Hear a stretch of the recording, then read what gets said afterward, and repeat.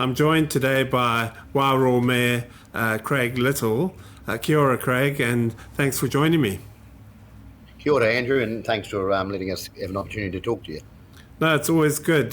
We spoke a little while after Cyclone Gabriel hit, and you were still picking up the pieces then and in recovery mode. Where are things now? Well, we're probably still picking up the pieces, really, Andrew. We're sort of we're in the mode now where we had a lot of promises, and do what you need to do. So we did that. We went early, got the silt, started collecting the silt. But of course, there comes a day where you have to pay for everything, and now we're in the difficult position of having to borrow money to pay the bills, and that's around everything around Cyclone, whether that's roading. We know the money's coming, but until it's there, we can't say to the contracts and everything, hey, we're not going to pay the bills. You're just going to have to wait for us. So, so we're in a bit of a difficult situation, of course, and to borrow money, I think we had to borrow 8 mil the other day. That you can't borrow that on a 10-day term. You've got to borrow a minimum 364, so there's a huge interest rate on that. So we're just hoping that will be considered as part of our expenses. And we're saying, give us the money, and if you give us 5 mil, we'll do 6 mil worth of work, and give it to anyone else, they'll probably do 4 mil. So, we're proven we can do it, but it's just getting really frustrating. Yeah, because your council is part of the negotiating team that's talking to government about these issues. Those talks, I think they're about to wrap up. Where are they at the moment? Have you got any insight into them? Yeah, we met on Monday with them. First time I've met Chris Phillinson before. He seems quite a good gentleman and that. And so basically, we haven't got any threes or zone threes. I'm saying, hey, negotiate those first. Don't involve us with those because we've got enough to do. But I'm also saying, that we've got zero money to negotiate with. Our bottom line is zero, and that's where we'll stay because otherwise our community will be broke, and we won't have a Wairau as we know it. So that's our bottom line anyway, and we can't move on that. Because I think the government's got a different perspective. They sort of, I've heard figures of like 60-40 kind of thing. So that's just not even negotiable for you then. Not at all, Andrew. We're only over 6,000 ratepayers. We've got an area 30% of Hawke's Bay. We've got 140 people probably displaced or yellow stickered out of their homes. We've got a lot more that have got have also flooded, but not to the extent of those people. Unless we do river work, either stock banks or bypasses or whatever, the whole town could be zone 3. So we're not in a position at all, and no one's going to come running saving us except the government's the only one who can do that for us. Because a regional councillor, Martin Williams, he came out a little while ago saying that this has potential to bankrupt councillors. Is he being over dramatic, or do you agree with that assessment? Yeah, firstly, I rate Martin big time, and I think he's hit the nail on the head. That's exactly what we'll do, and we've just got to be so prudent because we've still got to do business as usual moving forward. So it's all very well say, you can go to your borrowing ceiling, or you have this capacity to borrow. But I'm saying, well, we've also got future generations that shouldn't have to pay it off. And this cyclone was not our doing. It came from out of the blue. What are your big costs, Craig? Obviously, you've built up quite a bit of debt, clearing silt and things like that. But what are the big costs you're facing now in terms of infrastructure? The biggest cost is always roading. I think we've got about 17, 20 mil from NZTA. We also had a 27 mil payment from NZTA for Cyclone Vili, but that was also, we had a 5% council share of that, which was 1.4 mil, just to give you an idea. So we're 1.4 on the back step before Cyclone Gabriel, and we've got 2 bridges out. They're probably 10 million each. So we're roading, and then of course we've got a lot of work to do, which isn't, whilst it's not the council's responsibility to rebuild houses, we will be pushing for it until everybody's back in their homes, and I certainly will be.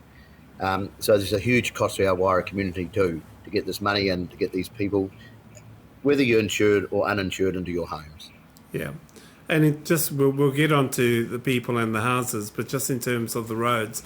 So is there clear access to and from Wairoa on both sides now? There is, but when we had that storm event the other night, they closed Napier Road, so that's how vulnerable we are at the moment, and Gisborne was looking like the same. And now State Highway 38, that's a bit of a not state highway at all, that was just open. But things can change. That last rain event, again, has really really nailed us in the way of roading out towards the Gisborne area. We've been nailed there, and we need more money again now. So it just goes on and on and on. And this government, especially Kieran McAnulty, has said local government needs to be funded differently, because ratepayers certainly, they just can't afford it, to dump this up. We all pay taxes as well. So, and I know we're all under the pump everywhere we look, but we've just got to do something better so we can pay these bills. So how much has your council spent so far on cyclone recovery, would you say, even if it's an estimate? I would say, I would say we've probably spent about 10, because we've also got a lot of bills around the emergency, state of emergency, which should be covered hopefully by NEMA. But then once again, we're getting a few signals saying, well, they might not pay for that, might not pay for that. We're very prudent in what we do. We don't go and didn't put 20 helicopters up in the air and fly them around. I think I got a 20-minute helicopter ride, probably 15 around town just on about the third day to have a look. But that was it. So, but now that there's a bit of reneging saying, no, well, we shouldn't be paying for that. We shouldn't be paying that. And the funny thing is, you can fly a helicopter to check on people, and they won't pay that. But if you have one food parcel and you drop that off, they would pay for it. So we've just got to get that right. We shouldn't be footing the bill for a lot of this stuff, because we do everything for our people, and don't tell us yes and then say no. So now you mentioned that some people are still displaced. Where are these people living? Yeah, so people, there's nobody in the Marais now. We've had a couple of Marais who've just been, gosh, without them we would have been absolutely buggered. But so people are living in homes, they're living in camper vans, they're living in cabins, and living with whānau. Some are up in Gisborne, some are at Mahia. So look, for a lot of them it's not ideal. People are probably, government might be relaxing, everyone's all right. But no, the goal is, let's not stop till they get back into their homes. Yeah. Yeah. And so you mentioned you don't have any level 3, so you've got level 1 and level 2, and probably most of the level 1 people are back in their homes, are they? Correct. Yeah. Yeah. And so, but I'm saying that, Andrew, I'm saying that a lot of them had their sheds completely munted, taken out, and water rights for everything under the house, which whilst they're back in their homes, they still probably have to get the silt out eventually from underneath, but they're not as urgent as the ones that went through the homes. And what is the mood in Wairoa? Are people sort of getting back to normal, or is it still a heavy burden on them? No, there's a lot of people getting frustrated because they feel like, and I knew this would happen. Coming winter, it's getting cold.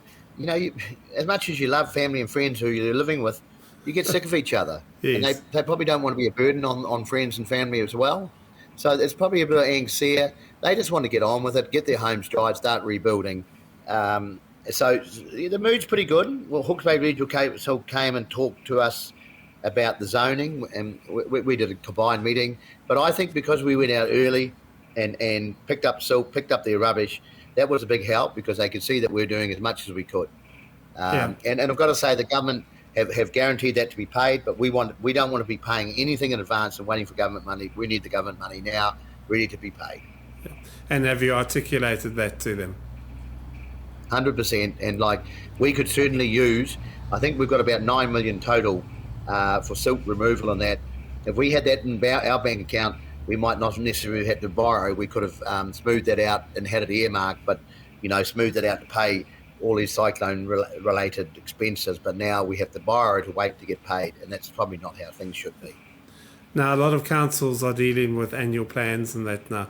What impact is this going to have on rate increases? Yeah, so we were on the back foot before we even went into our annual plan. We'd predicted about just over a 7.5% rate increase in our long-term plan. And we're sitting at about a 12% going into the annual plan. So we were right behind the backboard. So we started at 15.4. Wow. Luckily, our CCTO, QRS have had a good year, and that's a prime example of local people looking after local businesses looking after local people. So they were able to come up with not the normal dividend plus another 800,000. So that meant that really brought our rates down about 4%. So we'll just be over 10% for our rate increase. So it's a hell of a lot better than 15. Yeah, absolutely.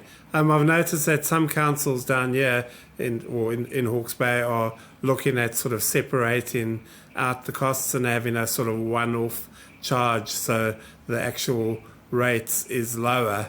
Is that just smoke and mirrors, or is that something you would consider doing? Yeah, no, we could have done that, and that would have said, look at us, we've got to our annual plan, but it is smoke and mirrors. I think you should be. I think if you're talking about the regional council, I think they're $75. I'm pretty sure in the Wire town most people pay about $250, so it's probably a 30% rate increase for that year. Just be honest with your people and say, hey, yeah, we've got an X amount charge, but that equates to this much in your rates.